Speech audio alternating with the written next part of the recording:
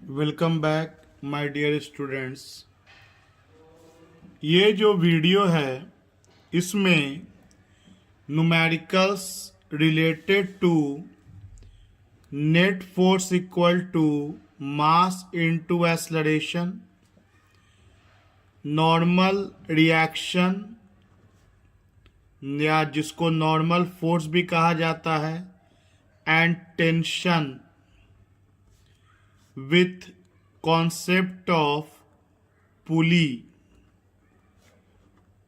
से रिलेटेड ये वीडियो है। आइए पहला सवाल। A block of mass 15 kg is moving with a constant velocity of 4 meter per second.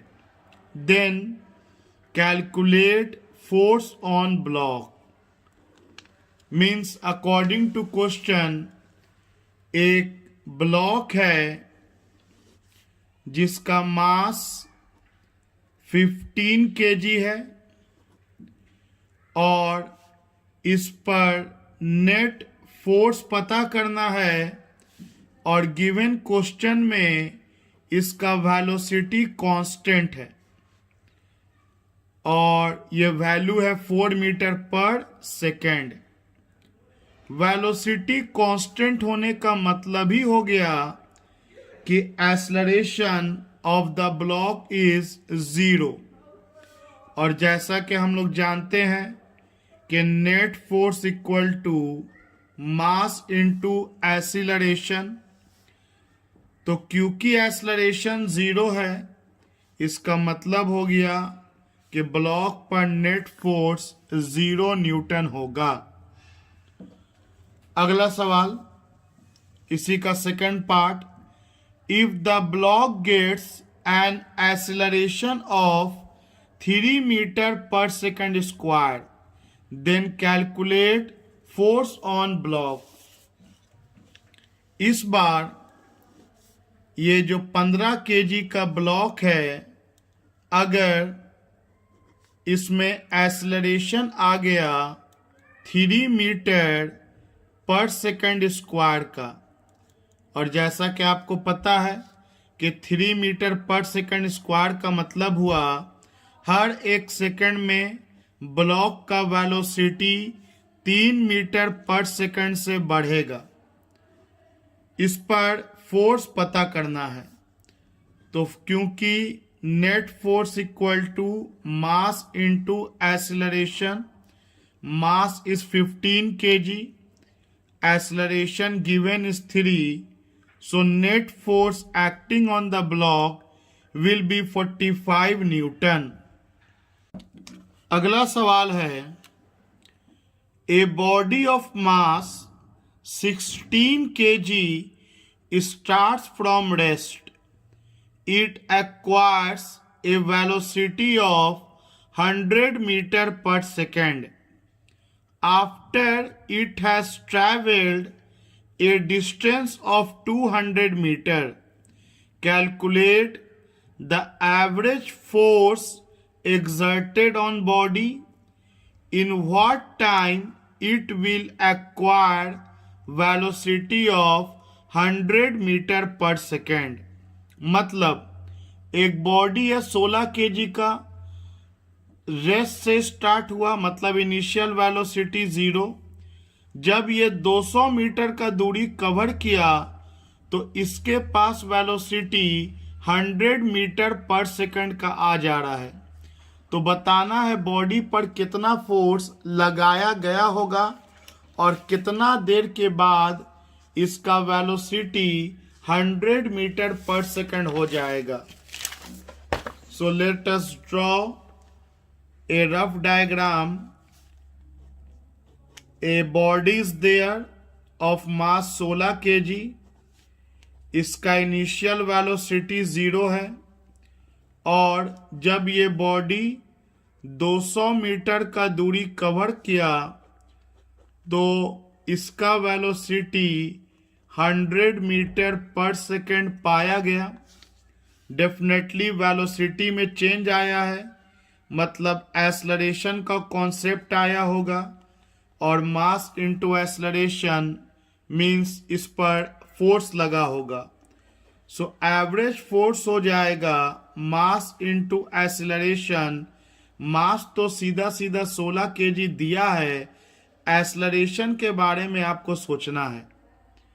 तो ये तो मोशन इन वन डायमेंशन का क्वेश्चन है कि फाइनल वेलोसिटी पता, इनिशियल वेलोसिटी पता, दूरी पता, तो एक्सेलरेशन कितना होगा। सो बोलेंगे using v square equal to u square plus 2as। तो फाइनल वेलोसिटी हो गया 100 का स्क्वायर, इनिशियल वेलोसिटी 0, एक्सेलरेशन पता करना है और दूरी ट्रैवल कर रहा है 200 metre. So a equal to 100 into 100 by 2 into 200।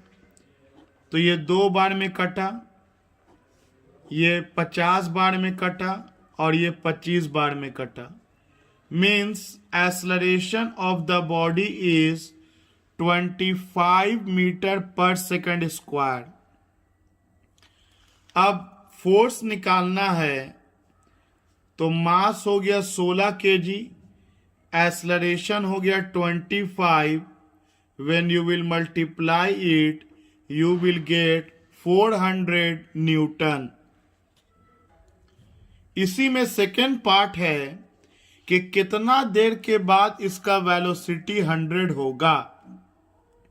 तो याद करो, ऑब्जेक्टिव की तरह अगर हम लोग इसको बनाएं कि 0 से अगर 100 मीटर पर सेकंड हो गया और acceleration 25 metre per second square है, तो इसका मतलब तो होता है हर 1 सेकंड में वेलोसिटी 25 मीटर पर सेकंड से बढ़ेगा।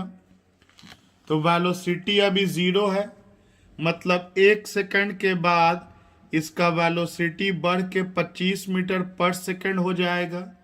2 सेकंड के बाद 25 और बढ़ेगा, 50 मीटर पर सेकंड हो जाएगा। 3 सेकंड के बाद 25 और बढ़ेगा तो 75 मीटर पर सेकंड हो जाएगा। 4 सेकंड के बाद 25 और बढ़ेगा तो 100 मीटर पर सेकंड हो जाएगा।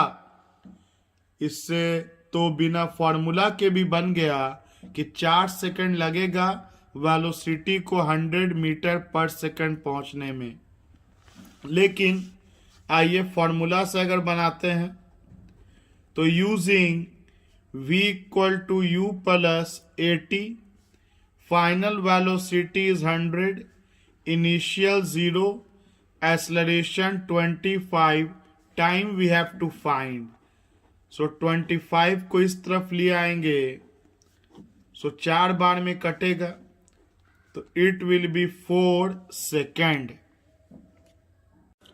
अगला सवाल है, there is a block of mass 40 kg, a force of 60 Newton is applied upon it. Calculate the time in which block will acquire velocity of 30 meter per second. It started from rest. तो एक block ले लेते हैं जिसका मास 40 kg, इस पर force 60 Newton. तो जाहिर सी बात है ब्लॉक पर जब फोर्स लग रहा है तो इसमें एक्सेलरेशन आएगा, और हम लोग जानते हैं force equal to mass into acceleration.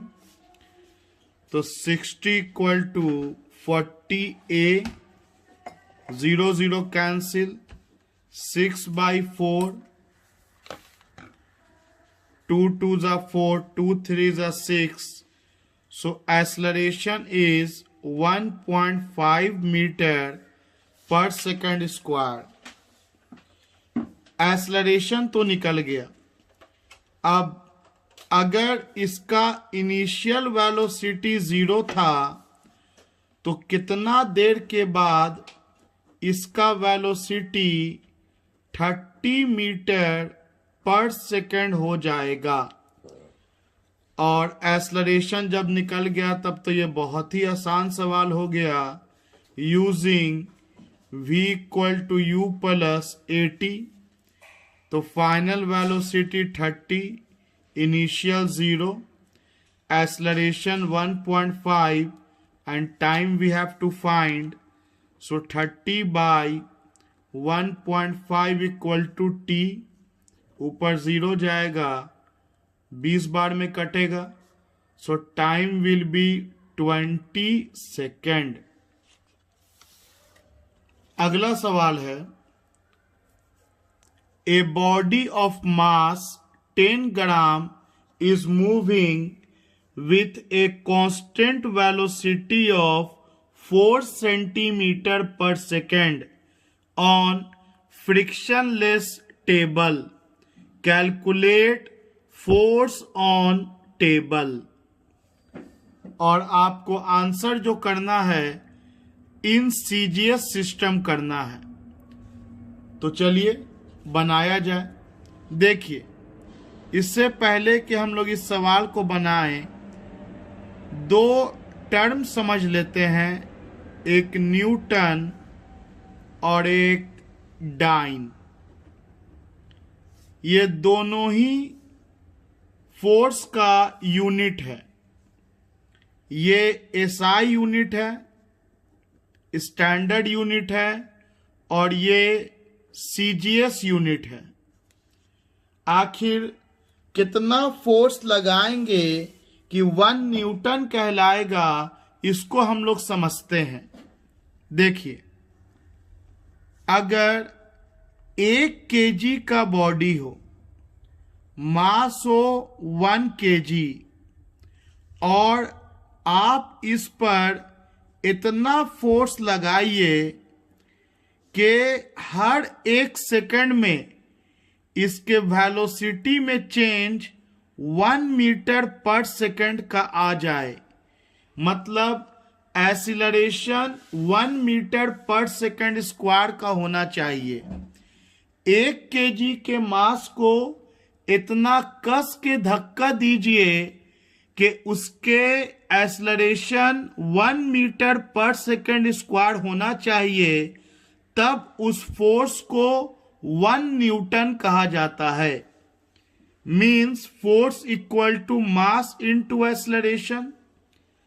तो मास 1 केजी और acceleration 1 metre per second square, मतलब इसको लिखा जा सकता है 1 KG metre per second square, और इसे ही 1 न्यूटन कहा जाता है।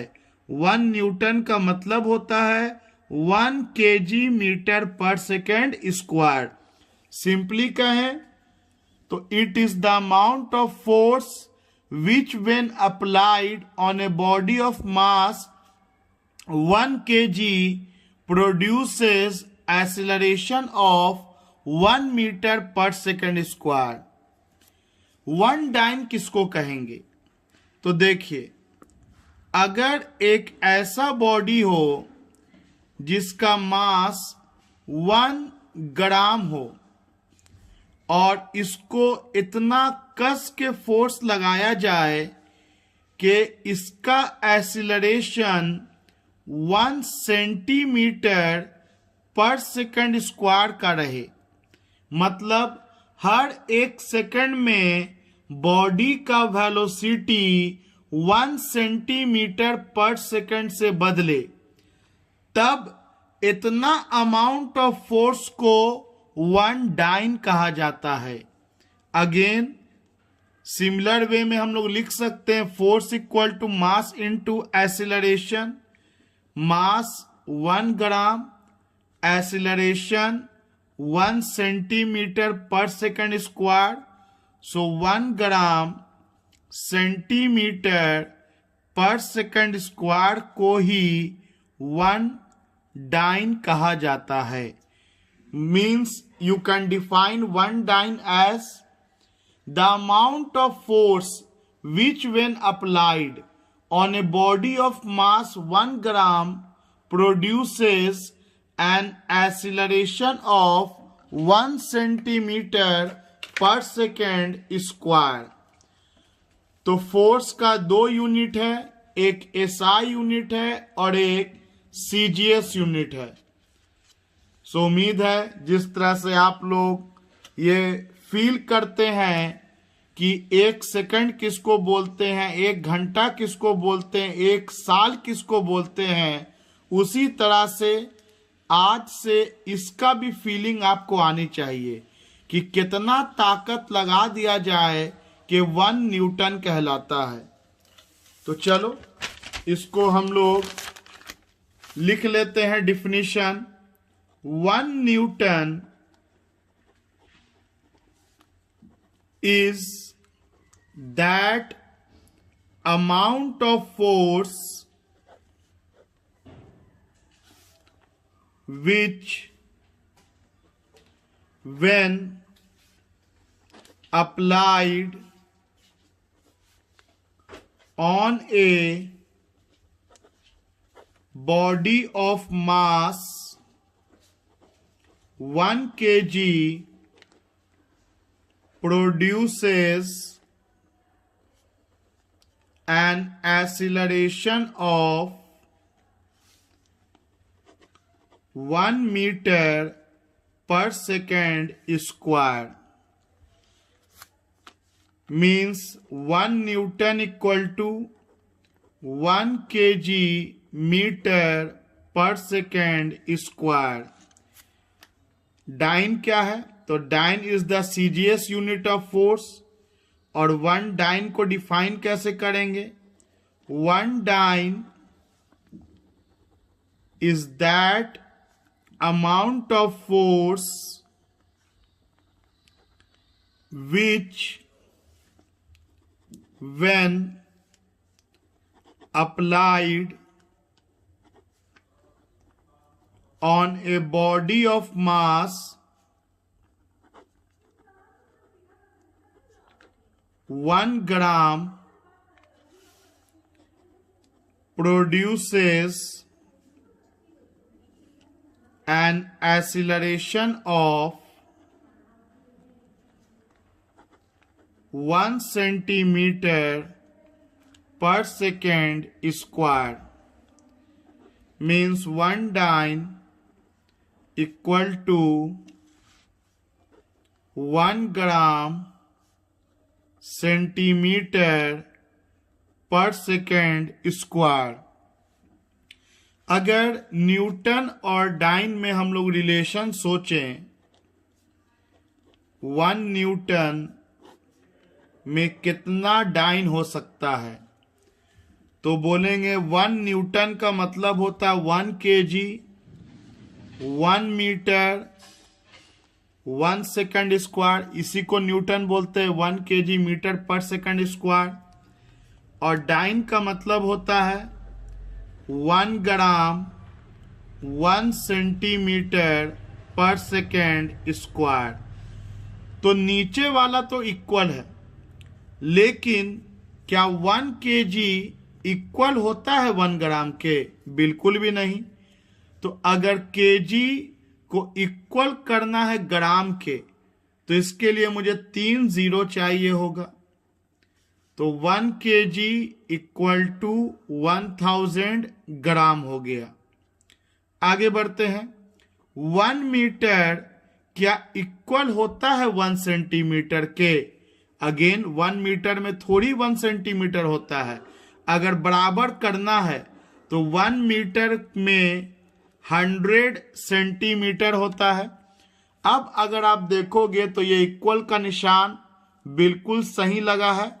जो LHS में वैल्यू है वही RHS में वैल्यू है। इसका मतलब कि 3 और 2 5 जीरो, मतलब 1 न्यूटन में 1 लाख डाइन होता है, जिसको आप लोग लिख सकते हैं 10 का पावर 5 डाइन। आइए अब हम लोग अपने क्वेश्चन की तरफ बढ़ते हैं। जो अभी हम लोगों ने सवाल पढ़ा था, सवाल ये था कि एक फ्रिक्शनलेस टेबल है, इस पर एक ब्लॉक कांस्टेंट वेलोसिटी से चला जा रहा है 4 सेंटीमीटर पर सेकेंड से। तो जाहिर सी बात है, ब्लॉक का वेलोसिटी कांस्टेंट है तो एक्सेलरेशन 0 होगा, मतलब ब्लॉक पर नेट फोर्स तो 0 होगा। लेकिन न्यूटन्स का फर्स्ट लॉ कहता है कि अगर बॉडी पर फोर्स 0 हो, बाहरी फोर्स ना लगे, तो बॉडी अगर रेस्ट में है तो रेस्ट में रहेगा, और अगर यूनिफॉर्म मोशन में है तो उसी यूनिफॉर्म मोशन में रहेगा। जैसे आप कैरम बोर्ड में एक स्ट्राइकर को मार दीजिए गोटी को, अगर कैरम बोर्ड फ्रिक्शनलेस हो, एकदम चिकना हो, तो आपका स्ट्राइकर कभी जिंदगी में नहीं रुकेगा। उसको एक बार वेलोसिटी मिल गया तो वो उसी वेलोसिटी से हमेशा मूव करता रहेगा। तो ये याद रखिएगा कि नेट फोर्स 0 होने का मतलब ये नहीं होता है कि बॉडी मूव नहीं करेगा। हाँ, अगर मूव नहीं कर रहा है, रेस्ट में है, तो रेस्ट में रहेगा, और अगर बॉडी कुछ वेलोसिटी से मूव कर रहा है तो उसी यूनिफॉर्म वेलोसिटी से मूव करता रहेगा। आपसे पूछा है टेबल पर कितना फोर्स लग रहा है, आपसे ब्लॉक पर फोर्स नहीं पूछा है, आपसे पूछा गया है कि टेबल पर ब्लॉक के द्वारा कितना फोर्स लग रहा है। तो सोचिए नॉर्मल का कॉन्सेप्ट, एक तो mg नीचे लगेगा, मास आपका 10 ग्राम दिया है, तो एक तो mg नीचे लगेगा और दूसरा नॉर्मल आपका ऊपर लगेगा टेबल के द्वारा, क्योंकि ये टेबल में तो नहीं जा रहा अंदर, इसका मतलब टेबल इतना ही नॉर्मल ऊपर लगाएगा, मतलब नॉर्मल का मान तो mg के बराबर हो जाएगा। और नॉर्मल का कॉन्सेप्ट हम लोग अर्लियर वीडियो में देख चुके हैं बेहतर ढंग से। और जितना नॉर्मल ये टेबल इस ब्लॉक पर ऊपर लगाएगा, उतना ही नॉर्मल ये ब्लॉक इस टेबल पर नीचे लगाएगा, उतना ही नॉर्मल ये ब्लॉक इस टेबल पर नीचे लगाएगा। और यही पता करने के लिए बोला गया है। तो बोलेंगे हम लोग force on block bye table, जिसको नॉर्मल कहा जाता है, डेफिनेटली ये नॉर्मल mg के बराबर हो जा रहा है। तो मास तो आपका 10 ग्राम और एक्सेलरेशन का वैल्यू SI में तो 9.8 मीटर पर सेकंड स्क्वायर होता है, CGS में 980 सेंटीमीटर पर सेकेंड स्क्वायर होगा। तो CGS में 980 सेंटीमीटर पर सेकेंड स्क्वायर, तो ये हो जाएगा 9800 ग्राम सेंटीमीटर पर सेकेंड स्क्वायर। और जैसा कि हम लोग जानते हैं ग्राम सेंटीमीटर पर सेकेंड स्क्वायर को डाइन कहा जाता है, तो आपका नॉर्मल हो जाएगा 9800 डाइन, नॉर्मल फोर्स हो जाएगा 9800 डाइन। तो ये हुआ ब्लॉक पर फोर्स टेबल के द्वारा। तो टेबल पर फोर्स ब्लॉक के द्वारा, तो यही ना नॉर्मल के बराबर होगा। तो इसके बाद बोलेंगे therefore force on table by block that will be 9800 dyne. अगला सवाल है A body of mass 45 kg is moving with a constant velocity of 10 meter per second. A constant force acts on body for 4 seconds and the speed of the body becomes 2 meter per second in opposite direction. Calculate the acceleration produced. तो देखिए, अक्सर हम लोग shortcut सोचते हैं, question को बेहतर ढंग से नहीं पढ़ते हैं और गलत जवाब देते हैं. एज फॉर एग्जाम्पल हम लोग देखते हैं, अच्छा पहले वेलोसिटी 10 मीटर पर सेकंड था, उसके बाद वेलोसिटी 2 मीटर पर सेकंड हो गया और ऐसा होने में लगा 4 सेकंड. हम लोग पूरा नहीं पढ़ा, बस देखा पहले वेलोसिटी इतना था, फिर बाद में वेलोसिटी बिकम्स इतना हो गया और 4 सेकंड लगा. और हम लोग सोचते हैं ये तो बहुत आसान सवाल है. एक्सेलरेशन होता है final velocity minus initial velocity by time.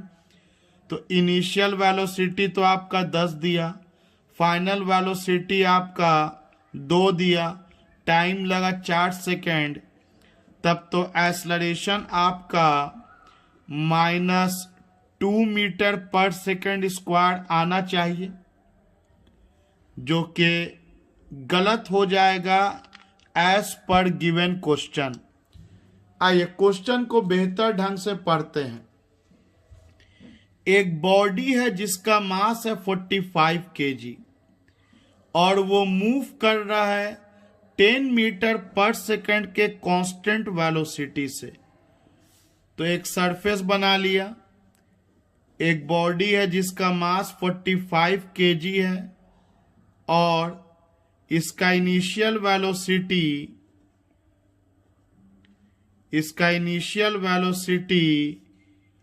10 metre per second दिया है. एक कांस्टेंट फोर्स, देखिए फोर्स एक वेक्टर क्वांटिटी है. अगर कांस्टेंट फोर्स लिख दिया इसका मतलब ना फोर्स का मैग्नीट्यूड चेंज होगा और ना फोर्स का डायरेक्शन चेंज होगा. तो एक कांस्टेंट फोर्स लग रहा है बॉडी पर 4 सेकंड के लिए, जिसने बॉडी के वेलोसिटी को 2 मीटर पर सेकंड बना दिया. तो आप सोचो पहले कि 4 सेकंड के बाद बॉडी का वेलोसिटी 2 मीटर पर सेकंड हो गया और ये बहुत इंपॉर्टेंट लाइन है, इन अपोजिट डायरेक्शन. इसका मतलब कि जिधर बॉडी जा रहा था उसके अपोजिट डायरेक्शन में बॉडी का वेलोसिटी 2 मीटर पर सेकंड हो गया. पता है क्या हुआ होगा?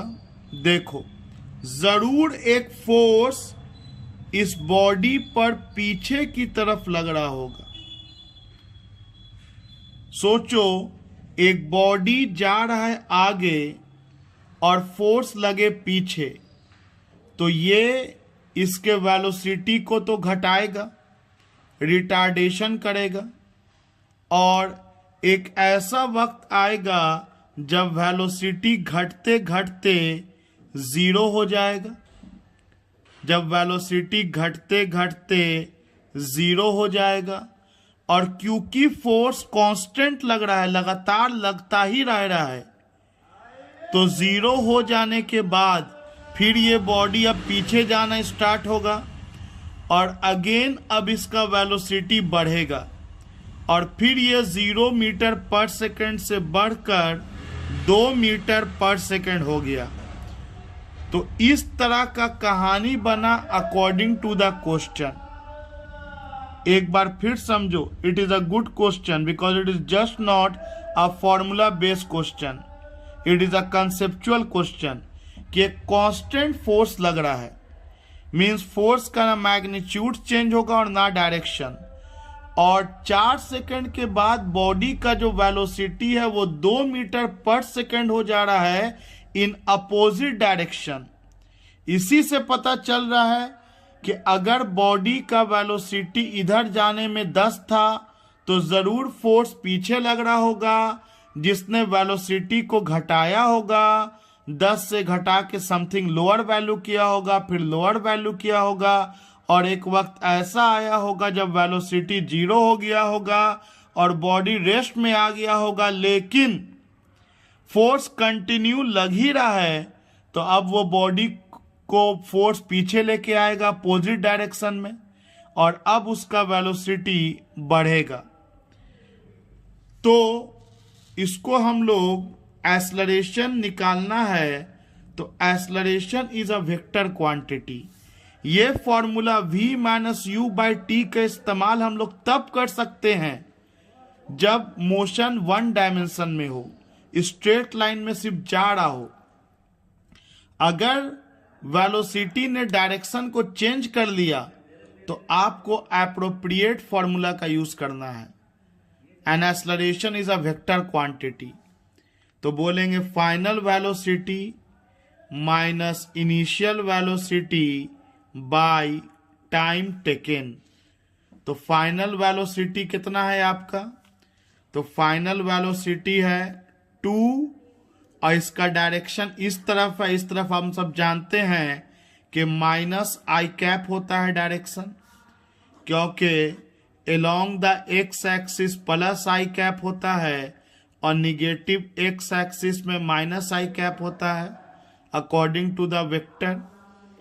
तो इसका वेलोसिटी हो गया माइनस आई कैप, उसके बाद माइनस का निशान, इनिशियल वेलोसिटी हो गया 10, मैग्नीट्यूड और डायरेक्शन हो गया i cap, and time taken is 4।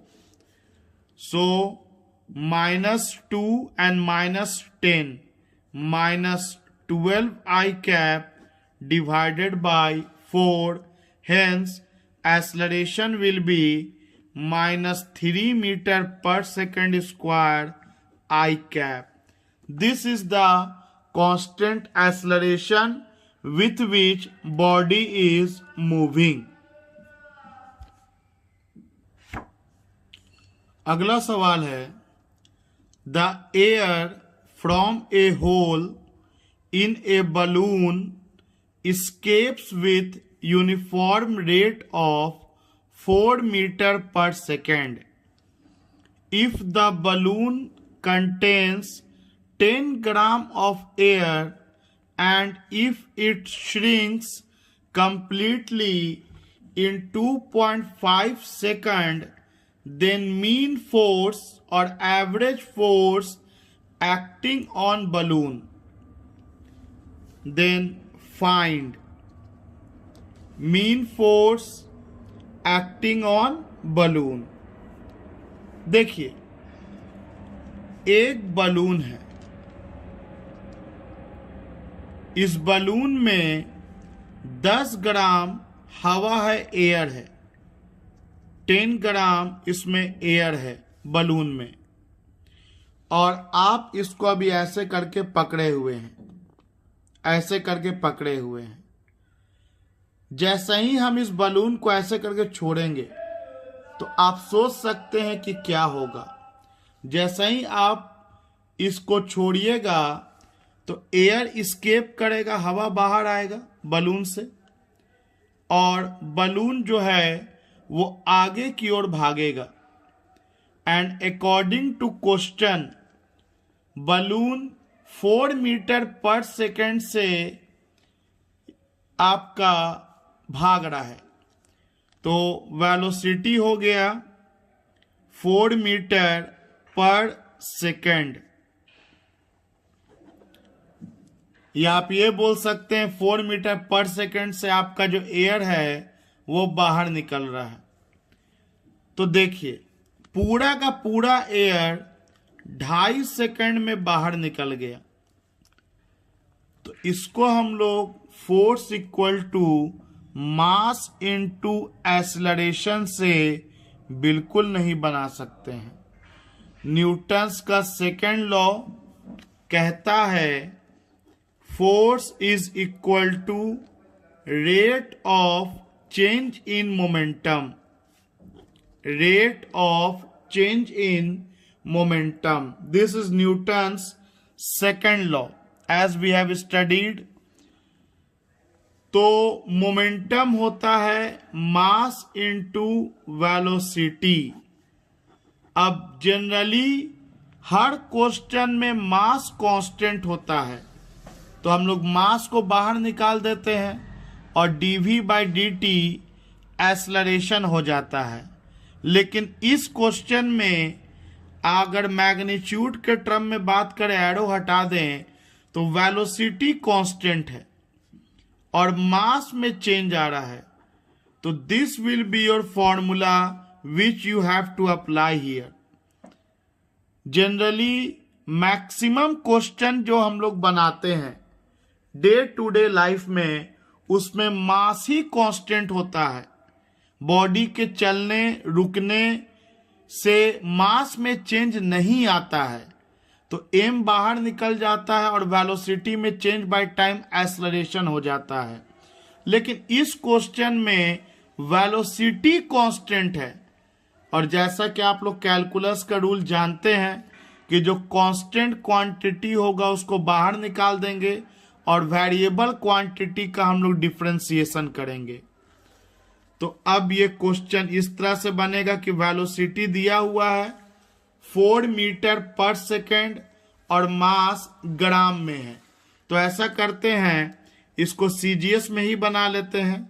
4 metre मतलब 400 सेंटीमीटर पर सेकेंड इसका वेलोसिटी हो गया, और इसके मास में चेंज कितने का आएगा, तो 10 ग्राम हवा निकल जा रहा है, मतलब मास में चेंज 10 ग्राम का आएगा। और कितना सेकंड में, तो 2.5 सेकंड में। सो डेसिमल हटेगा, ऊपर में एक 10 जाएगा, ये 25 चौके 100, 4 बार में कट गया आपका, नीचे 25 है, ऊपर 10 इंटू 10 100, तो मैंने डायरेक्ट काट दिया 25 चौके 100। तो आपको अल्टीमेटली मिला 400 इंटू 4 1600 सेंटीमीटर ग्राम पर सेकेंड स्क्वायर।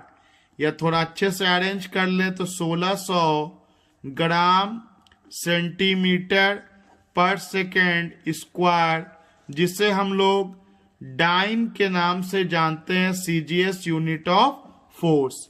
तो 1600 डाइन का एवरेज फोर्स इस क्वेश्चन में लगेगा।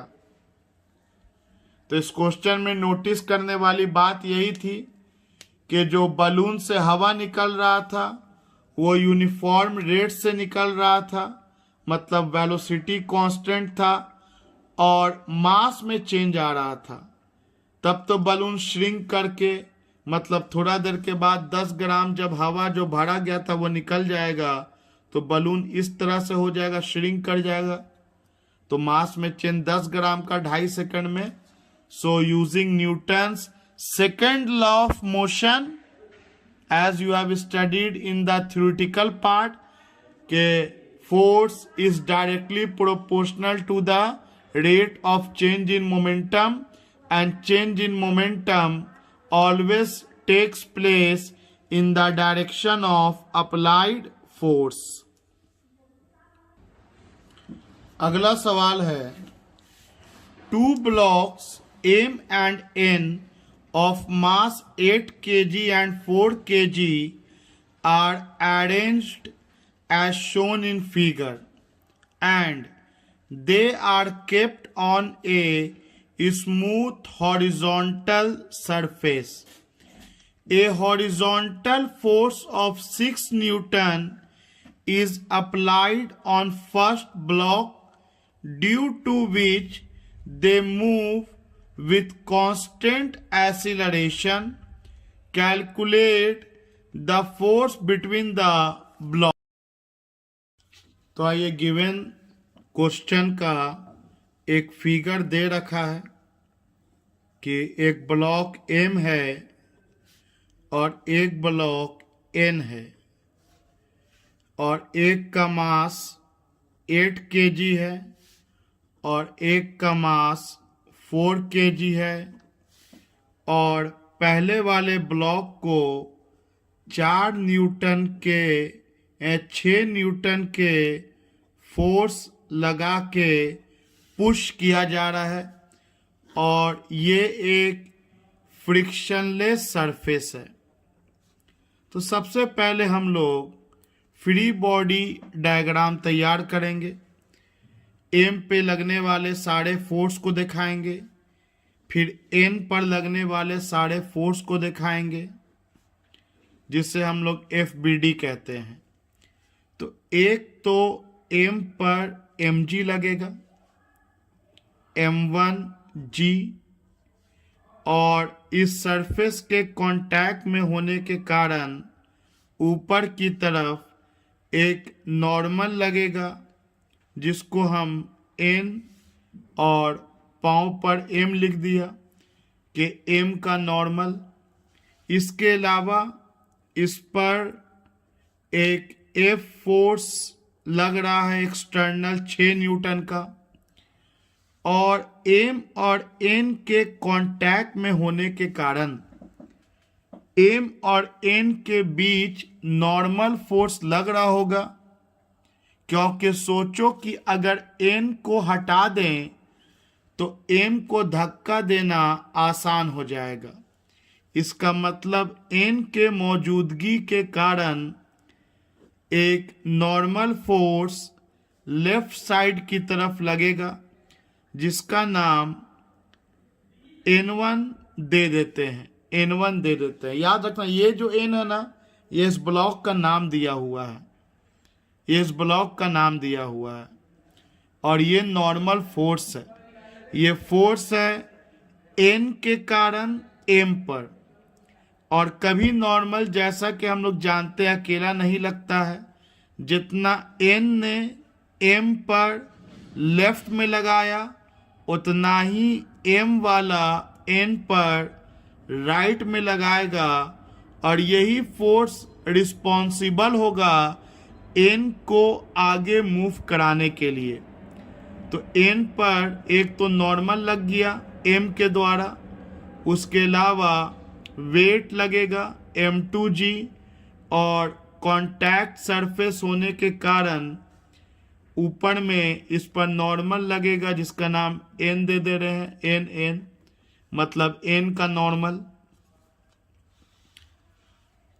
तो क्योंकि n पर आगे की तरफ एक नॉर्मल फोर्स लग रहा है और इसको अपोज करने वाला कोई है ही नहीं, तो ये तो कंफर्म है कि n वाला a एक्सेलरेशन से आगे बढ़ेगा, और जब n आगे बढ़ेगा तो ये भी कंफर्म है कि m वाला भी आगे बढ़ेगा।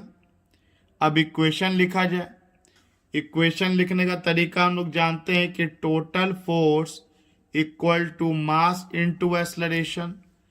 तो इस ब्लॉक के लिए लिखा जाए तो बड़ा फोर्स हो गया F माइनस छोटा फोर्स हो गया N1, और इस ब्लॉक का मास M1 है, तो M1 इंटू ए, मास इंटू एक्सेलरेशन। सिमिलरली इस ब्लॉक के लिए लिखा जाए तो इस ब्लॉक पर फोर्स N1 और मास M2, एक्सेलरेशन A, तो M2A हो गया।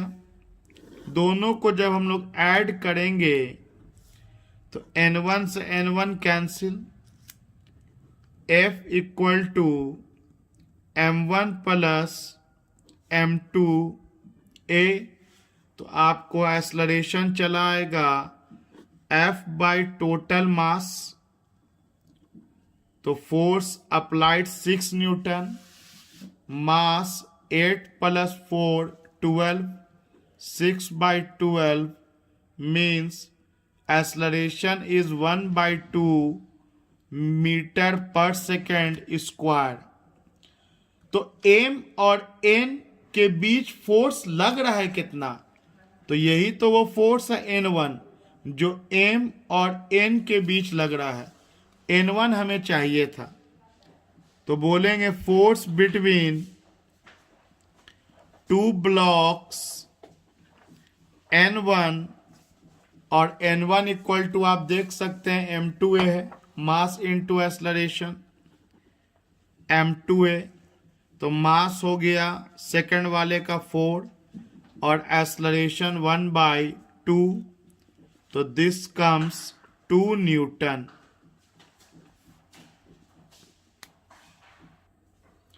अगला सवाल है 3 blocks A, B and C of mass 10 kg are kept on a smooth horizontal surface as shown in figure. The block A is pushed by a force of 5 Newton as shown. Then calculate acceleration of each block, net force acting on block A, net force acting on block A, the force of reaction between A and B. उसके बाद the force of reaction between B and C. तो पूछे कुछ भी, सबसे पहले free body diagram बनाएंगे, acceleration निकालेंगे, सारे ब्लॉक के बीच का नॉर्मल निकालेंगे और फिर जो पूछेगा उसका जवाब देते चले जाएंगे। तो चलिए पहले ब्लॉक ए पर फ्री बॉडी डायग्राम बनाया जाए और तीनों का मास सेम दिया है। तो चलिए ए के लिए लिखेंगे mass of A into g, surface के द्वारा ए पर ऊपर की तरफ नॉर्मल एन मान लिया। इसके अलावा अकॉर्डिंग टू क्वेश्चन ए को पुश किया जा रहा है 5 न्यूटन के फोर्स से, तो ए पर हॉरिजॉन्टल डायरेक्शन में एक 5 न्यूटन का फोर्स लगेगा और ए और बी यहाँ कांटेक्ट में है, तो बी के मौजूदगी के कारण इस तरफ ए पर एक पुशिंग फोर्स नॉर्मल लगेगा जिसको N1 नाम दे दिया गया। तो ये तो फ्री बॉडी डायग्राम ए का तैयार हो गया। इसी तरह से बी के बारे में हम लोग सोचेंगे कि जो नॉर्मल बी ने ए पर लेफ्ट में लगाया वही नॉर्मल ए वाला बी पर राइट में लगाएगा।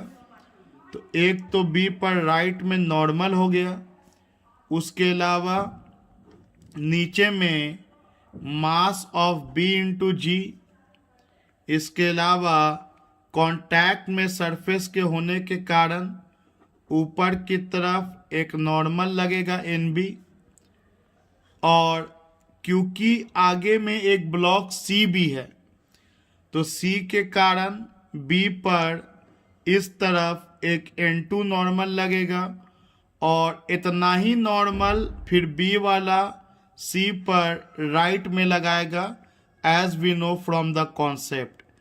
तो सी के मौजूदगी के कारण बी पर इस तरफ नॉर्मल N2 हो गया। ये बी का फ्री बॉडी डायग्राम हो गया। एंड फाइनली सी के लिए सोचेंगे तो एक तो नीचे में mg लगेगा सी पर, कांटेक्ट सरफेस होने के कारण ऊपर की तरफ नॉर्मल लगेगा। जितना सी ने बी पर लेफ्ट में लगाया उतना ही बी वाला सी पर राइट में नॉर्मल N2 लगाएगा। अब क्योंकि सी पर नॉर्मल लग रहा है राइट में और कोई रोकने वाला है नहीं लेफ्ट में, क्योंकि ये लोग फोर्स तो वर्टिकल में काम कर रहा है और सरफेस स्मूथ है, तो ये तो कंफर्म है कि सी को तो आगे जाना है ए एक्सेलरेशन से। और जब सी आगे जाएगा तो ये भी कंफर्म हो गया कि बी भी आगे जाएगा और ये भी कंफर्म हो गया कि ए भी आगे जाएगा। मतलब होल सिस्टम ए एक्सेलरेशन से राइट साइड में जाएगा। अब इक्वेशन लिखा जाए तो हॉरिजॉन्टल फोर्स ही मूव करा रहा है, वर्टिकल फोर्स का तो मोशन में कोई रोल है नहीं। तो चलिए हॉरिजॉन्टल फोर्स ही के लिए इक्वेशन लिखेंगे। तो अगर ये राइट में जा रहा है तो ज़रूर F बड़ा होगा N1 से, तो बड़ा फोर्स माइनस छोटा force, because force is a vector quantity. जब दो वेक्टर का डायरेक्शन अपोजिट होता है, एंटी पैरेलल होता है, तो we know from the triangle law of vector addition we subtract smaller vector from the bigger vector, and net force equal to mass into acceleration. Similarly, B block के लिए we can write बड़ा force N1, छोटा force N2, mass of B into acceleration, and for C बड़ा force N2, mass of C into acceleration.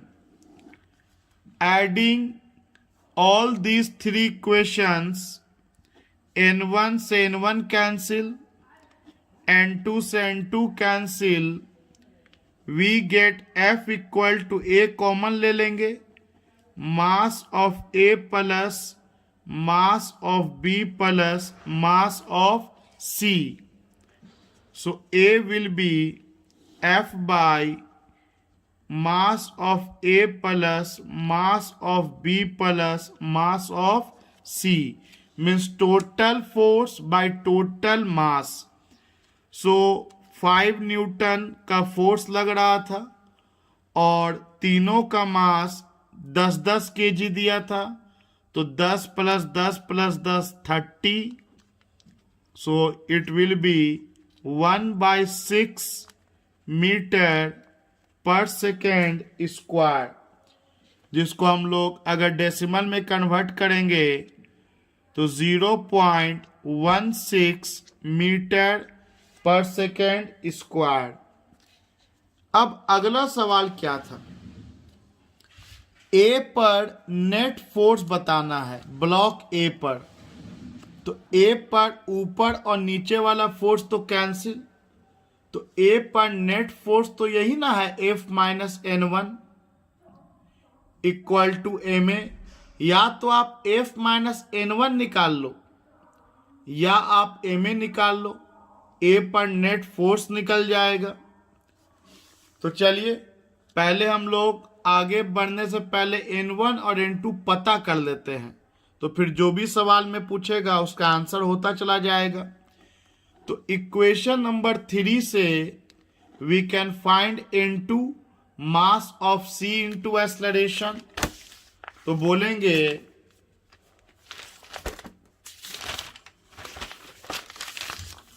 From 3 N2 mass of C into acceleration, तो 10 into 1/6, 2 3s are 6, 2 5s are 10, 5/3 Newton. N2 निकल गया। अब N1 निकालेंगे, तो from equation 2 से हम लोगों के पास N1 minus N2 equal to mass of B into acceleration मौजूद था, जैसा कि आप देख सकते हैं। तो N1 निकालना है, N2 5/3 निकाल चुके हैं, B का मास 10 and acceleration is 1/6। So 2 3s are 6, 2 5s are 10. So N1 equal to 5/3, ये माइनस वाला इधर आगे प्लस हो जाएगा, 5/3 इट विल बी 10/3 न्यूटन। तो आपको N1 10/3 न्यूटन आ गया। अब आपसे सवाल पूछा था कि A पर नेट फोर्स क्या होगा, तो बोलेंगे नेट फोर्स ऑन ए, तो एक बड़ा फोर्स F माइनस N1, यही तो नेट फोर्स ए पे हो जाएगा। तो F आपको 5 था और N1 हम लोगों को 10/3 निकला है। So solving it we get 5/3 newton. इसको अगर डेसिमल में कन्वर्ट करें तो 1.66 न्यूटन, ये नेट फोर्स ऑन ए निकल गया। तीसरा पूछा था force of reaction between A and B. तो आप देख सकते हैं कि ए और बी के बीच में रिएक्शन फोर्स N1 लग रहा है, तो हम लोग को N1 निकालना है, जो कि ऑलरेडी निकाले हुए हम लोग। So again N1 is equal to 10/3 newton, और इसको हम लोग डेसिमल में कन्वर्ट करेंगे तो हमें आएगा 1.33 हमें आएगा 3.3 न्यूटन, 3.3 न्यूटन। ये N1 पूछा था। इसके बाद अगला सवाल है कि रिएक्शन फोर्स बताना है बी और सी के बीच में। तो आप देख सकते हैं कि बी और सी के बीच में N2 लग रहा है, और ये N2 5/3 न्यूटन है। तो इसका चौथा पार्ट में आपसे N2 पूछा गया है, विच इज 5/3 न्यूटन, और इसको डेसिमल में लाएंगे तो वी गेट 1.66 न्यूटन। आइए अगला सवाल है, 3 identical blocks each of mass 0.6 kg are connected by light strings as shown in figure. They move on a smooth horizontal surface with acceleration of 4 meters per second squared under the action of force F. Find force F and tension in 2 strings. Figure कुछ इस तरह से given है कि 3 block है identical, और तीनों का मास सेम हो गया। आइडेंटिकल का मतलब ही होता है एकदम एक जैसा, और इस पर F फोर्स लगाया जा रहा है जिसका वैल्यू नहीं पता है, लेकिन इतना पता है कि इस ब्लॉक का acceleration 4 metre per second square है। तो एक ब्लॉक ए, एक ब्लॉक बी और एक ब्लॉक सी कर लिए हम लोग। चलिए, सबका मास भी पता है कि 0.6 kg है। सबसे पहले हम लोग फ्री बॉडी डायग्राम बनाएंगे, और उसके बाद हमको F पता करना है, और इस A और B के बीच का टेंशन T1 पता करना है, और B और C के बीच का टेंशन T2 पता करना है। तो फ्री बॉडी डायग्राम बनाया जिसमें A पर एक फोर्स नीचे की ओर लगेगा mg, सरफेस के कांटेक्ट में होने के कारण ऊपर की तरफ एक नॉर्मल लगेगा, और F फोर्स से इसको खींचा जा रहा है, और A एक्सेलरेशन से ये आगे की ओर बढ़ेगा। तो सोचो कि ये धागा ना होता तो आपको खींचना आसान होता। जस्ट इमेजिन कि ब्लेड से ये काट दें तो you can easily pull the block A. इसका मतलब जरूर ये धागा इस ब्लॉक ए पर पीछे की तरफ फोर्स लगा रहा है, जिसके कारण आपको आगे खींचने में दिक्कत हो रहा होगा, और धागा में जो फोर्स लगता है उसे टेंशन कहा जाता है। सो T1। सिमिलरली ब्लॉक बी के लिए अगर हम लोग फ्री बॉडी डायग्राम बनाएं तो एक पर ब्लॉक बी पर mg नीचे लगेगा, सरफेस के कांटेक्ट में है जिसके कारण नॉर्मल ऊपर लगेगा। अगेन अगर ए के लिए टेंशन अवे फ्रॉम बॉडी इधर हुआ तो बी के लिए टेंशन अवे फ्रॉम बॉडी इधर हो जाएगा, as we know from the earlier concept. वैसे भी सोचो, अगर ये धागा काट दें तो क्या ये बी लेफ्ट की तरफ चलेगा? बिल्कुल नहीं। ये धागा ही तो है जो बी को आगे की ओर खींच रहा है। इसका मतलब बी पर टेंशन इस तरफ लगेगा, पुलिंग इन नेचर।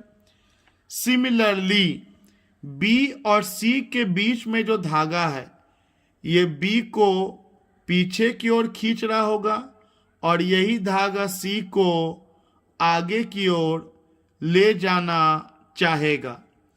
तो बी पर टेंशन पीछे की ओर T2 लगेगा और सी पर टेंशन इस लेफ्ट साइड में T2 लगेगा। इसके अलावा सी पर एक mg फोर्स लगेगा और कांटेक्ट में होने के कारण ऊपर एक नॉर्मल लगेगा and the whole system is moving with acceleration a. Now we will write equations for block A, block B and block C.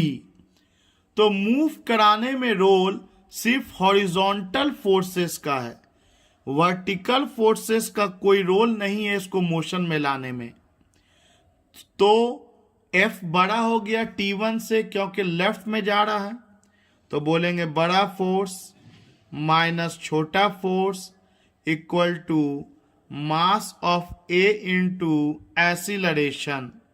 Similarly B के लिए लिखा जाए तो T1 इज बड़ा फोर्स, T2 विल बी छोटा force, mass of B into acceleration, and for C T2 equal to mass of C into acceleration. Adding all the three equations, T1 से T1 cancel, T2 से T2 cancel, F equal to A common हो जाएगा, bracket में जाएगा mass of A, mass of B, mass of C. तो A equal to F by mass of A, mass of B plus mass of C. तो आपको force तो पता नहीं है, छोड़ दीजिए। आपको सारे का मास पता है 0.6 kg, तो 0.6 प्लस 0.6 प्लस 0.6 और आपको एक्सेलरेशन भी पता है, क्वेश्चन में 4 दिया है। तो 4 equal to F by 1.8 means आप फोर्स लगा रहे होंगे 1.8 into 4, so it will be 7.2 newton. तो ये तो निकल गया F का वैल्यू। अब टेंशन भी निकालना बहुत आसान है धागा में। एक इक्वेशन 1 है, एक इक्वेशन 2 और एक इक्वेशन 3। तो इक्वेशन 3 का यूज करेंगे तो हम लोगों को T2 मिल जाएगा और फिर T2 का वैल्यू इक्वेशन नंबर 2 में डाल देंगे तो वी विल गेट T1। तो from 3 T2 equal to mass of C into A, तो 0.6 kg into acceleration 4, it will be 2.4 newton. T2 में टेंशन मतलब B और C वाले के बीच में, and T1 minus T2 equal to mass of B into A, तो T1 minus 2.4 0.6 into 4. So T1 comes 4.8 newton. ये टेंशन ए और बी के बीच में होगा। वैसे भी कॉमन सेंस से भी सोचा जा सकता है कि ए और बी के बीच में धागा ज़्यादा टाइट होगा, खींच रहे हैं तो, कंपैरिजन टू बी एंड सी, क्योंकि असल में ये धागा बी को भी खींच रहा है और सी को भी खींच रहा है, और ये धागा केवल सी को खींच रहा है। तो अगर दोनों धागा में कोई पहले टूटेगा तो वो ए और बी के बीच का धागा टूटेगा। अगला सवाल है, ए block of mass m is pulled by a rope of mass small m on frictionless table. If a force is applied on one side of rope, then calculate force exerted by rope on block. तो चलो इसको हम लोग figure में तैयार करते हैं। एक फ्रिक्शनलेस टेबल है, इस पर एक ब्लॉक रखा है जिसका मास है कैपिटल एम, और एक भारी सा रस्सी है जिसका मास है स्मॉल एम। एक हेवी रोप है जिसका मास है स्मॉल एम, और इस हेवी रोप के एक तरफ एफ फोर्स अप्लाई किया जा रहा है और इसको खींचा जा रहा है। तो जाहिर सी बात है, जब इसको हम लोग खींचेंगे तो ये रस्सी इस ब्लॉक से अटैच है। मान लो इस पॉइंट का नाम मैं बी दे दे रहा हूं, बी। तो ये बी पॉइंट पर ये रस्सी इस ब्लॉक को अपनी तरफ खींचेगा। तो यही बताना है कि रोप के द्वारा ब्लॉक पर कितना फोर्स लग रहा होगा।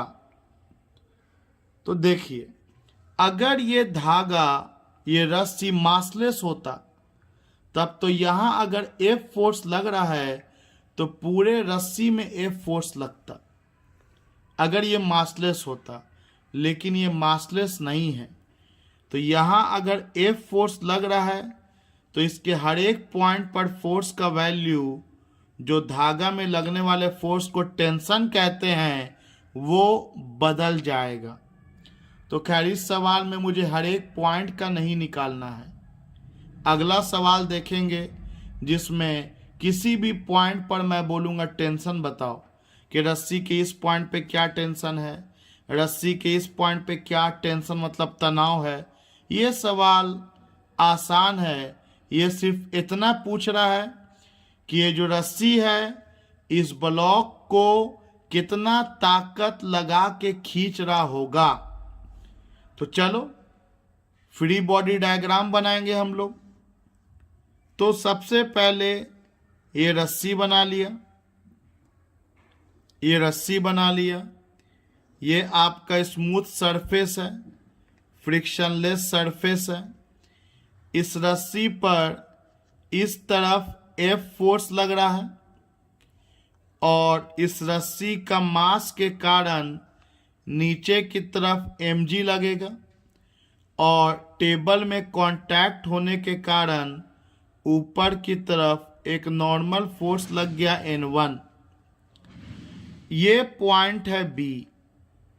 अब आप सोचो कि ये ब्लॉक अगर ना होता तो इस रस्सी को खींचना आसान होता या मुश्किल।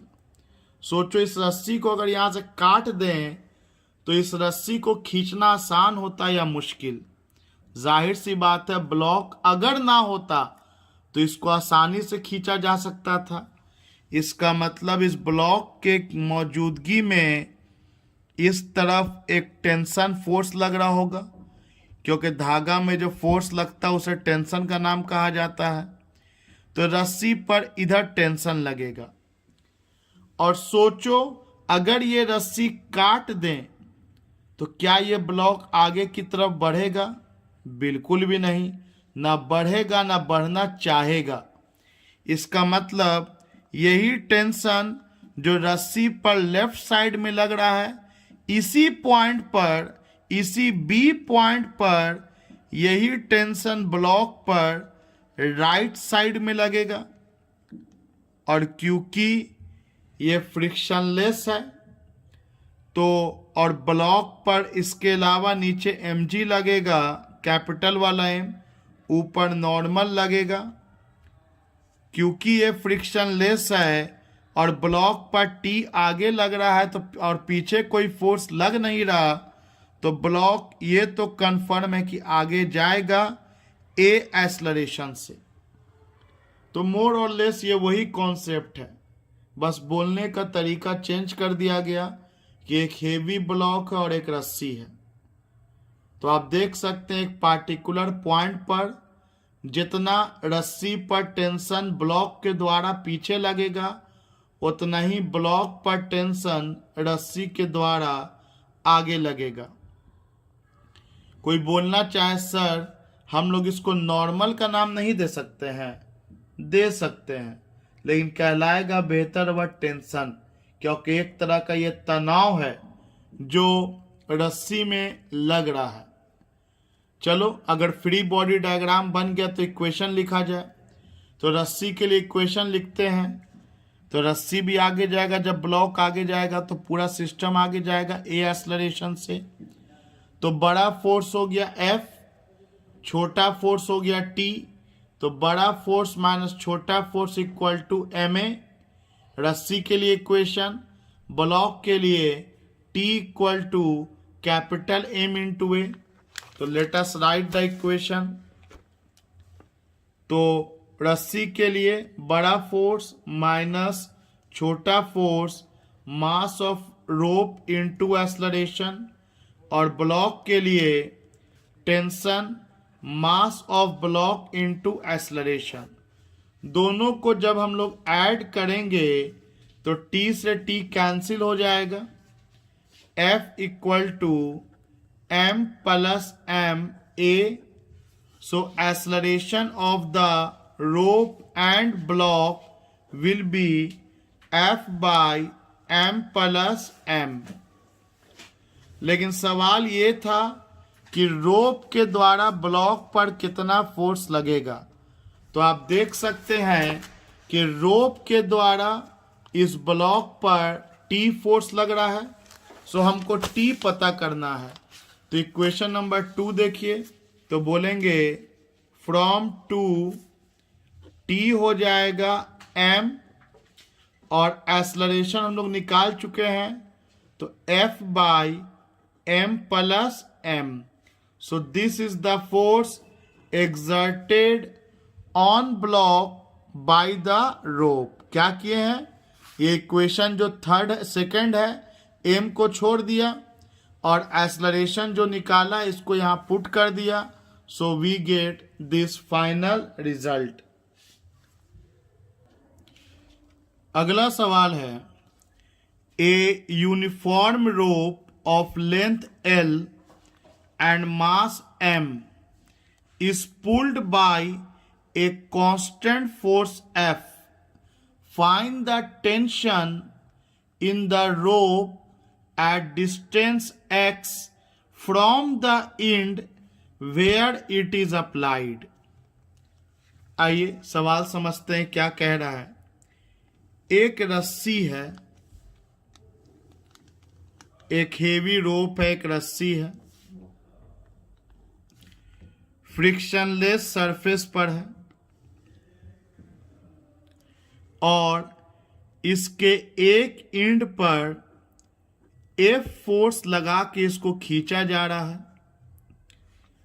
तो इस एंड से x दूरी पर मुझे टेंशन पता करना है और इस पूरे रस्सी का मास m गिवन है। अगेन रिपीट द क्वेश्चन कि एक हेवी रोप है, एक रस्सी है जिस पर एफ फोर्स लगाया जा रहा है, कांस्टेंट एफ फोर्स।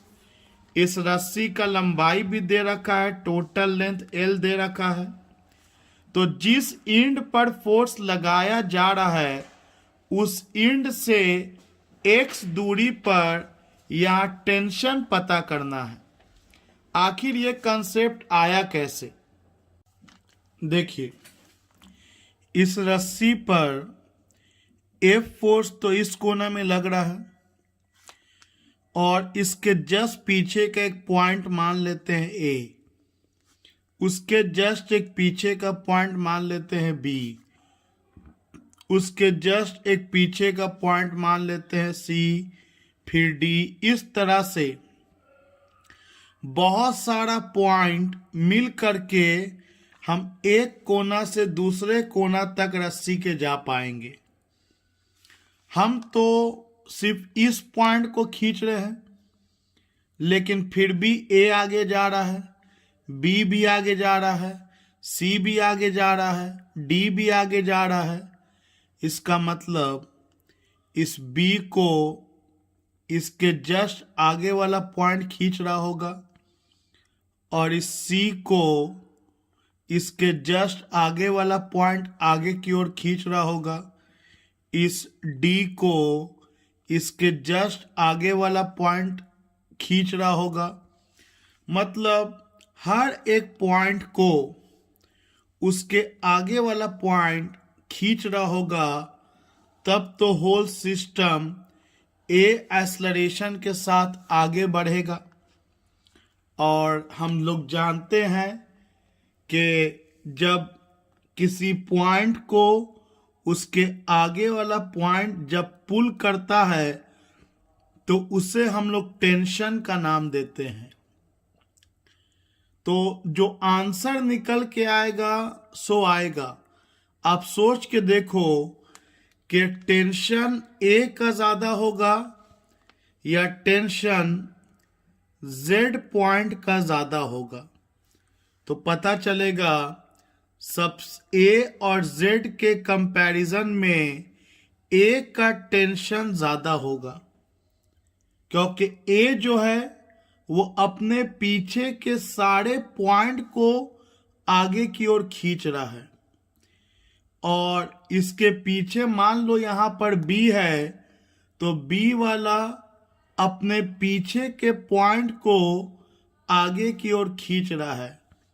तो बी वाले के लिए पीछे का पॉइंट कम हो गया तो बी वाले का टेंशन कम होगा, ए वाले का टेंशन ज्यादा होगा और जेड वाले का टेंशन तो होगा ही नहीं, क्योंकि देखा जाए तो जेड वाला किसी भी पॉइंट को अपने पीछे से आगे की ओर नहीं खींच रहा है। तो ये मैंने समझाने की कोशिश की, क्योंकि हर न्यूमेरिकल को सिर्फ लिख के बना नहीं देना है कि आंसर आ जाए, सोचना भी है कि हो क्या रहा है। तो हो ये रहा है कि जब आप इस रस्सी को इस तरह से खींचेगा तो हर एक पॉइंट अपने पीछे वाले पॉइंट को आगे की ओर खींचेगा, जिससे टेंशन डेवलप होगा।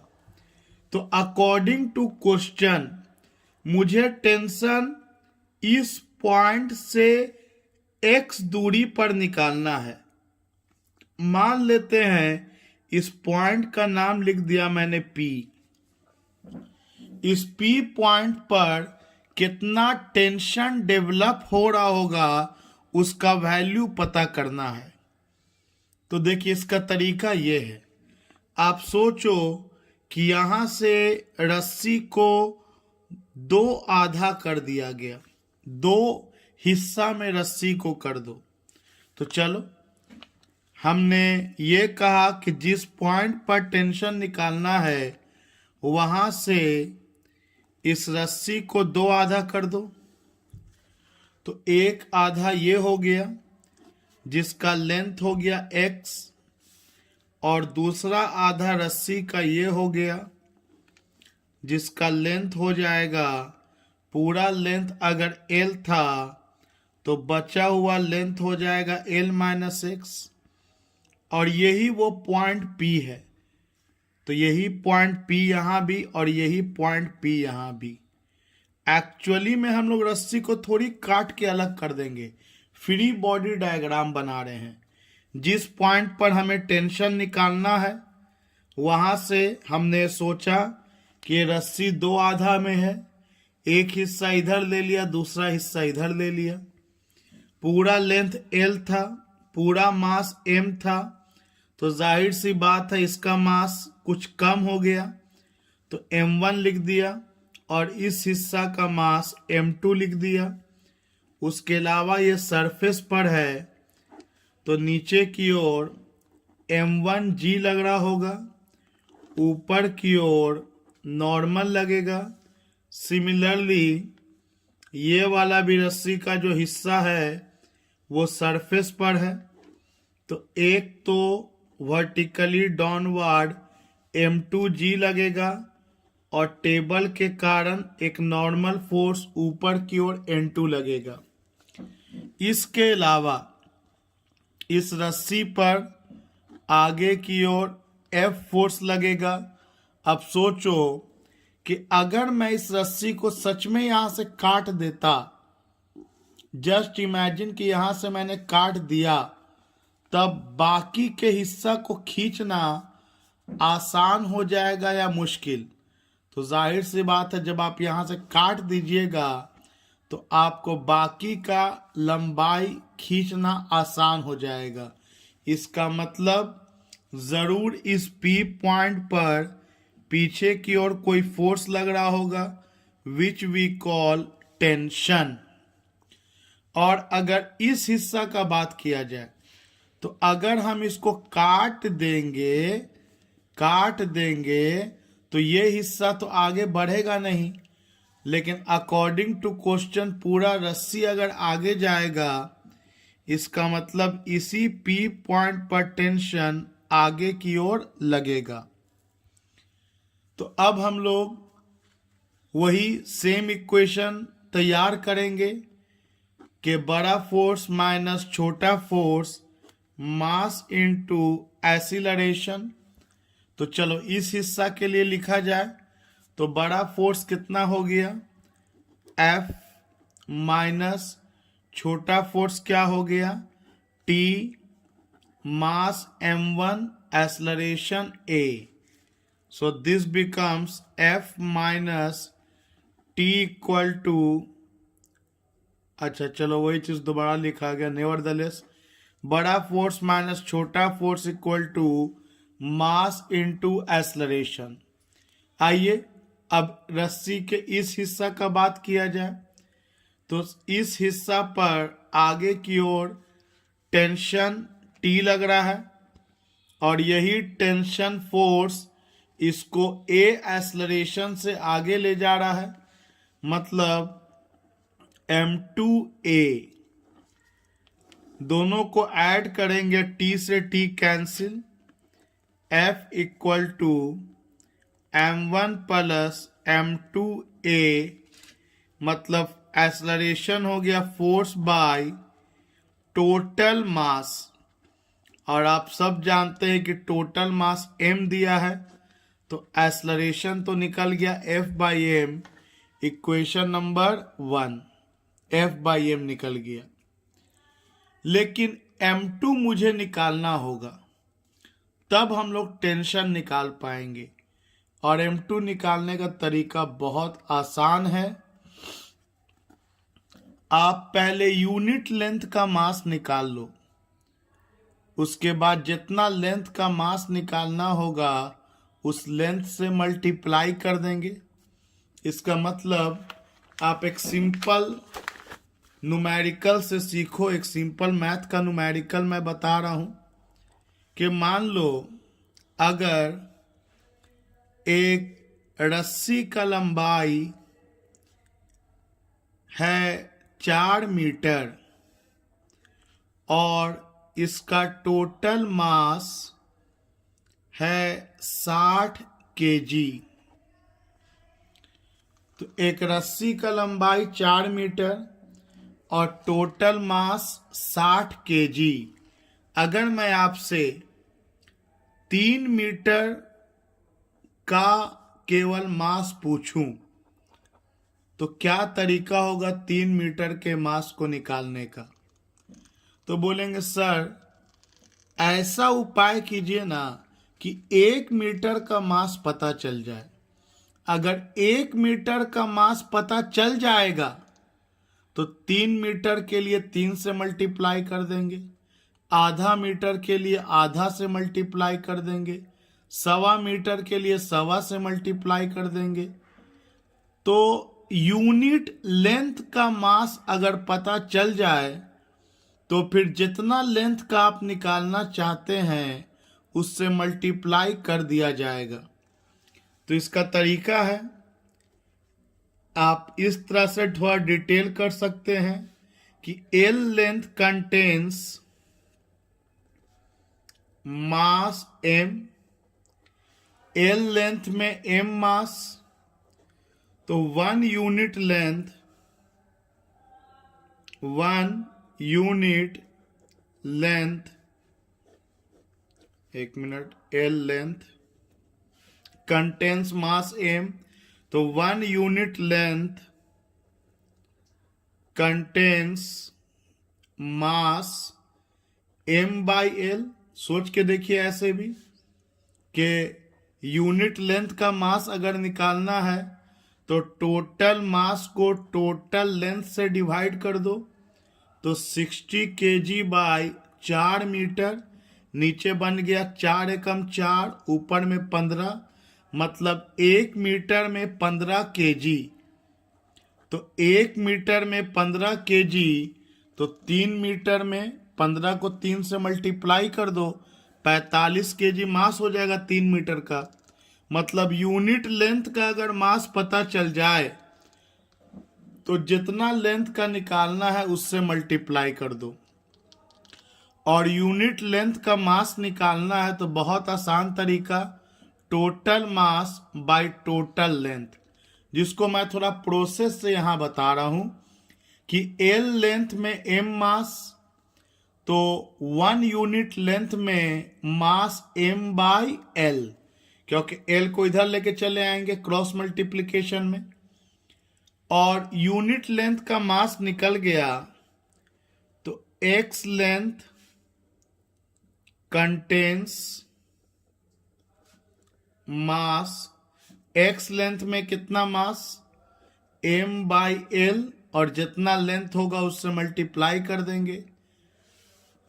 तो आप देख सकते हैं पीछे के फिगर के हिसाब से कि एक्स लेंथ का मास हम लोग m1 किए हैं, तो एक तरह से अगर m1 का काम पड़ेगा तो m1 इक्वल टू लिख दिया जा सकता है total mass by total length, मतलब मास पर यूनिट लेंथ, और जितना लेंथ का निकालना उससे मल्टीप्लाई कर दो।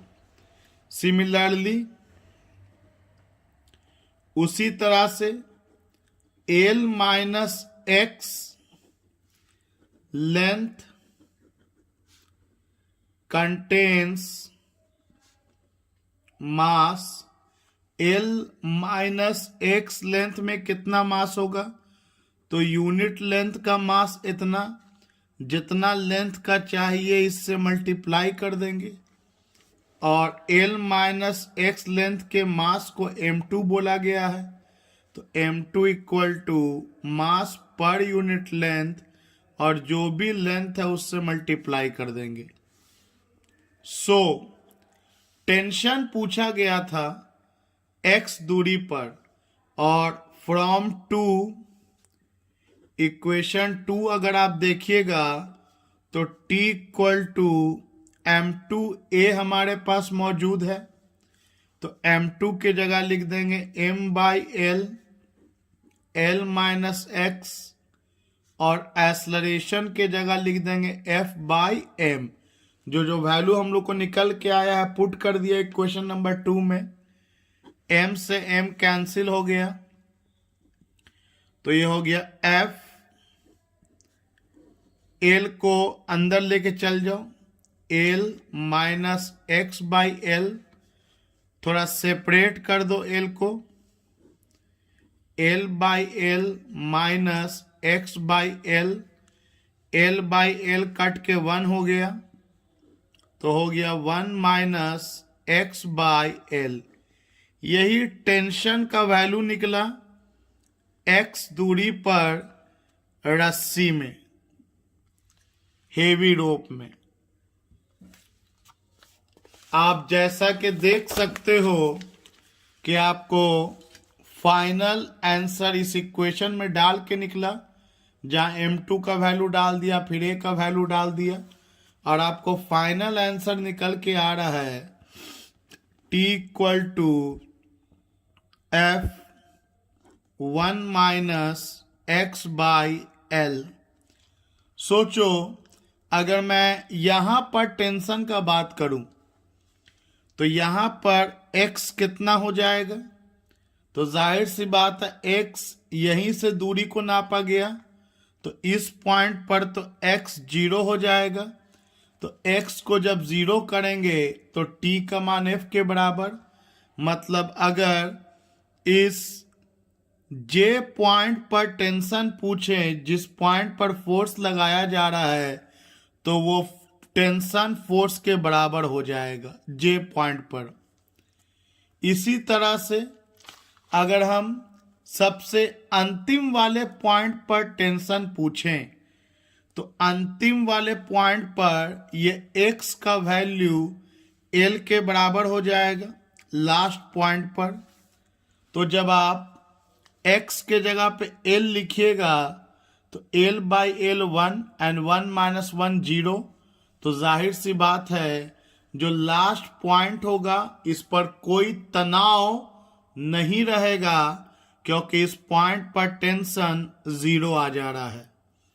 मतलब जैसे जैसे हम लोग इस पॉइंट से पीछे की ओर जा रहे हैं, वैसे वैसे टेंशन घटेगा और अंततः घट के इस लास्ट पॉइंट पर 0 आ जाएगा।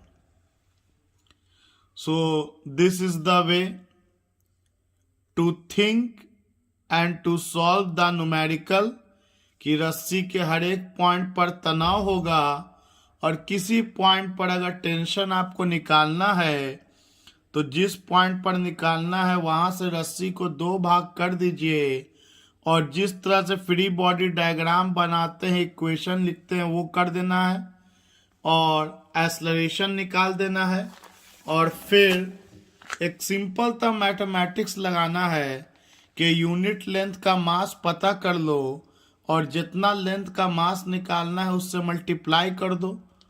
तो इस तरह से हमें m1 और m2 मिल जाएगा, और फिर वैल्यू पुट कर देंगे तो finally we will get x दूरी पर टेंशन का वैल्यू इतना होएगा।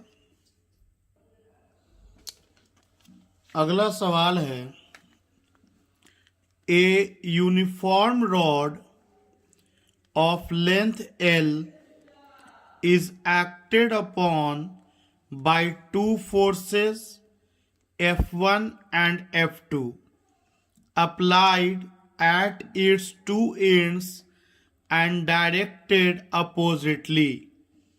With what force F will the rod be stretched in the cross section at a distance x from the end where F1 is applied? देखिए पिछला ही question की तरह है, बस फोर्स जो लगेगा वो एक एंड पे ना लग के दोनों एंड पर लगेगा। तो एक रॉड है जिसमें एक तरफ F1 फोर्स लग रहा है, एक तरफ F2 फोर्स लग रहा है, और F1 से x दूरी पर कितना फोर्स लग रहा होगा स्ट्रेचिंग वाला, सोच सकते हैं कि स्ट्रेच होना चाह रहा होगा, खिंचाव हो रहा होगा, क्योंकि इधर F1 लग रहा है और इधर F2 लग रहा है। तो हर पॉइंट पर ही खिंचाव होगा। अगर मैं इस पेन ही को खींचूं, इधर फोर्स लगा के और इधर फोर्स लगा के, और बहुत ज़्यादा लगा दूंगा, तो हो सकता है पेन बीच से ब्रेक भी कर जाए, क्योंकि बीच में खिंचाव आ रहा है। तो चलिए मान लेते हैं F1 से x दूरी पर एक पॉइंट P ले लिया, और इस P पर फोर्स F लग रहा है। मतलब इस बार इसका टेंशन नाम ना दे करके, है टेंशन ही, बस नाम लिख दिया है। F फोर्स लग रहा है। यहाँ पे एक स्ट्रेचिंग वाला फोर्स लग रहा है, खिंचाव वाला फोर्स लग रहा है। तो प्रोसेस इज सेम जो अभी हम लोगों ने किया था, कि पूरा लेंथ L दिया है, पूरा मास दिया नहीं है, मान लेते हैं पूरा मास M, टोटल मास M मान लिया, तो ये दूरी बच जाएगा L माइनस एक्स, और ये एक स्मूथ सरफेस पर है। तो सबसे पहले हम लोग फ्री बॉडी डायग्राम बनाएंगे कि जिस पॉइंट पर मुझे ये F फोर्स निकालना है, टेंशन निकालना है, वहाँ से हम लोग रस्सी को दो हिस्सा में इमेजिन कर लेंगे, जिसमें एक तरफ का मास M1 सोच लो और एक तरफ का मास M2 सोच लो। तो चलिए फ्री बॉडी डायग्राम बनाया जाए। पिछला क्वेश्चन ही रिपीटेड है एक तरह से। तो इस तरफ फोर्स F1 लग रहा है, और इस P पॉइंट पर ये F फोर्स कहाँ लग रहा होगा? तो ऑफ कोर्स है कि स्ट्रेच कर रहा है, मतलब पीछे की ओर लग रहा होगा F फोर्स। और ये लेंथ x, इसका मास M1, तो M1 हो कितना जाएगा? तो अब तो आपको डायरेक्ट लिखना सिखा चुके हैं कि total mass by total length, unit length का मास दे देगा, और जितना लेंथ का आपको मास चाहिए उससे मल्टीप्लाई कर देंगे। तो यूनिट लेंथ का मास m बाई एल, तो x लेंथ का मास m by L into x. इसके अलावा नीचे लग रहा होगा M1G, और टेबल में कांटेक्ट होने के कारण ऊपर की ओर लग रहा होगा नॉर्मल। अब इस रस्सी के सेकंड हिस्सा के बारे में अगर सोचा जाए, तो इस सेकंड हिस्सा पर इस P पॉइंट पर F फोर्स इस तरफ लग रहा होगा, क्योंकि यही तो वो फोर्स है जो बॉडी को आगे की ओर ले जाएगा। मान लेते हैं कि F1 ग्रेटर देन है F2 के। मान लेते हैं F1 is greater than F2, तो जाहिर सी बात है होल सिस्टम A एक्सेलरेशन से राइट में मूव करेगा। तो इस क्वेश्चन में फर्क यही है कि इसके पीछे भी एक फोर्स F2 लग रहा है, और एक्सेलरेशन है राइट की तरफ, इसका भी और इसका भी। इसके अलावा इसका मास अगर M2 मान लें, तो इसका length clearly L minus x हो जाएगा। पूरा लेंथ L था, ये लेंथ अगर x है तो बाकी का लेंथ L माइनस एक्स।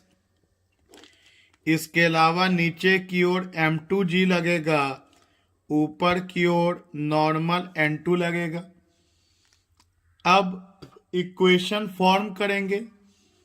पहले इस रस्सी के भाग के लिए अगर इंफॉर्मेशन लिखे, इक्वेशन लिखें, तो बड़ा फोर्स F1, छोटा फोर्स F, तो लिखेंगे बड़ा फोर्स माइनस छोटा फोर्स, स्ट्रेचिंग वाला फोर्स, टेंशन वाला फोर्स, मास into acceleration, equation number 1। Similarly यहाँ इस तरफ फोर्स F लग रहा है और इसके पीछे में फोर्स F2 लग रहा है, तो हो जाएगा बड़ा फोर्स माइनस छोटा फोर्स, मास इनटू एक्सीलरेशन। इन दोनों को ऐड करेंगे तो F से F कैंसिल हो जाएगा, तो F1 minus F2 M1 plus M2 और एक्सलरेशन कॉमन निकल गया, तो एक्सलरेशन हो जाएगा F1 माइनस F2 और M1 और M2 टोटल मास को जोड़ेंगे तो M हो गया। Equation number 3। अब हम लोग इक्वेशन नंबर 2 में इस एक्सलरेशन के वैल्यू को डाल देंगे और M2 के वैल्यू को डाल देंगे और देखते हैं कि F क्या आएगा। So let us put value of acceleration in equation 2. So equation 2 हम लोगों के पास है F minus F2 equal to M2A। तो F इक्वल टू हो जाएगा माइनस F2 इधर जाएगा प्लस F2 प्लस M2 और एक्सलरेशन हम लोग को निकल के आया है F1 minus F2 divided by M। M2 कैसे निकालेंगे? तो अभी अभी आपको सिखाए हैं कि यूनिट लेंथ का मास का मतलब हो गया total mass by total length. अगर यूनिफॉर्मली डिस्ट्रीब्यूशन है मास का तो यूनिट लेंथ में मास इतना, तो जितना लेंथ है उससे मल्टीप्लाई कर देंगे तो उसका लेंथ आप देख सकते हैं M2 वाले का लेंथ L माइनस एक्स, तो यूनिट लेंथ का मास इतना, तो जितना लेंथ है उससे हम लोग मल्टीप्लाई कर दिए। इसके अलावा M2 के जगह लिखा गया। इसके अलावा हमारे पास है F1 minus F2 by M, तो M से M तो कैंसिल ही हो गया। अब F2 और यहाँ हम लोगों के पास है प्लस F1 माइनस F2 और इसके अलावा ये L minus x by L। तो अभी अभी हम लोग थोड़ी देर पहले ही कैलकुलेशन किए थे कि L बाई L कर देंगे माइनस एक्स बाई L, तो 1 माइनस एक्स बाई L। इसको थोड़ा और अरेंज करते हैं। F2 प्लस F1 को इससे मल्टीप्लाई कीजिए, तो F1 को इससे मल्टीप्लाई करेंगे तो F1, फिर F1 को इससे मल्टीप्लाई करेंगे तो आ जाएगा minus F1 x by L। अब F2 को इससे मल्टीप्लाई करेंगे तो आ जाएगा माइनस F2 और फिर F2 को इससे मल्टीप्लाई करेंगे तो minus minus plus F2 x by L। अब minus F2 plus F2 cancel, यहां आ गया F1 और x बाई L ये आपका कॉमन निकल गया x बाई L। F2 के साथ प्लस है और F1 के साथ माइनस है, तो F2 माइनस F1। तो finally we are having F equal to plus F2 minus F1 x by L. So this is the force acting at the point P at distance x from the point where F1 is acting.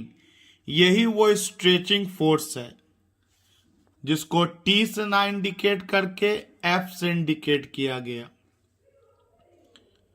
तो ये similar question था पिछला के तरह। पिछला में बस एक तरफ फोर्स लगाया गया था, इस बार दोनों तरफ फोर्स लगा दिया गया।